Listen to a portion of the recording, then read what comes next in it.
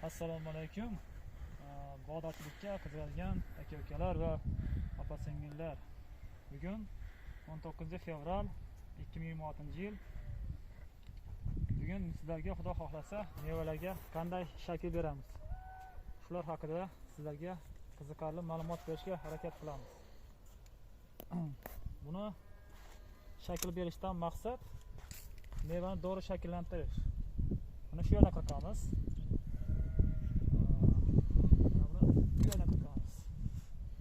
Mana bunaqa xom narxlarni yoshligida olib tashlaymiz. Hozircha bizga umuman keragi yo'q. Hozir ortsa kuch olib o'tadi bu. Kelgusi yil yaxshi hosil beradi bu. Bu yil mana shunaqa ojiz narxlarni ham olib tashlaymiz. Mevalarga shakl berish deganda qiyin ish emas, hammaning qo'lidan keladi. Bu siyraklash, baquvvat, yirik narxlarni qo'yib siyraklash. Mana shunaqa timaloq shaklda 4 tarafga ketadigan qilib shakllanadi. Shunaqa qilib qilsak. Mana bularni olib tashlaymiz. Videoni yaqinroq olib kelasiz. Mana bunaqa xom, aziz narxlarni olib tashlaymiz. Yoshlik umuman kerak yo'q. Mana pastda ham. Mana buni qo'yib olamiz. Zapas uchun qo'yamiz buni. Mana bunaqalarni olib tashlaymiz.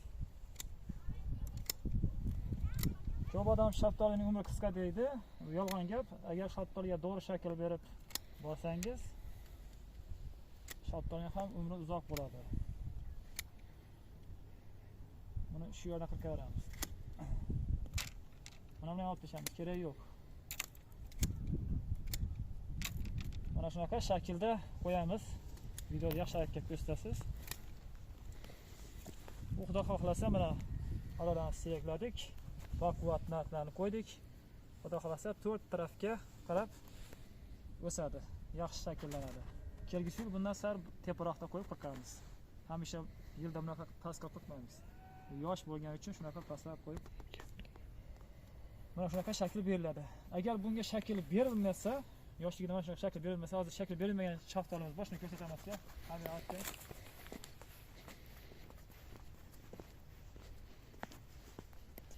shakl berilmagan shaftoli.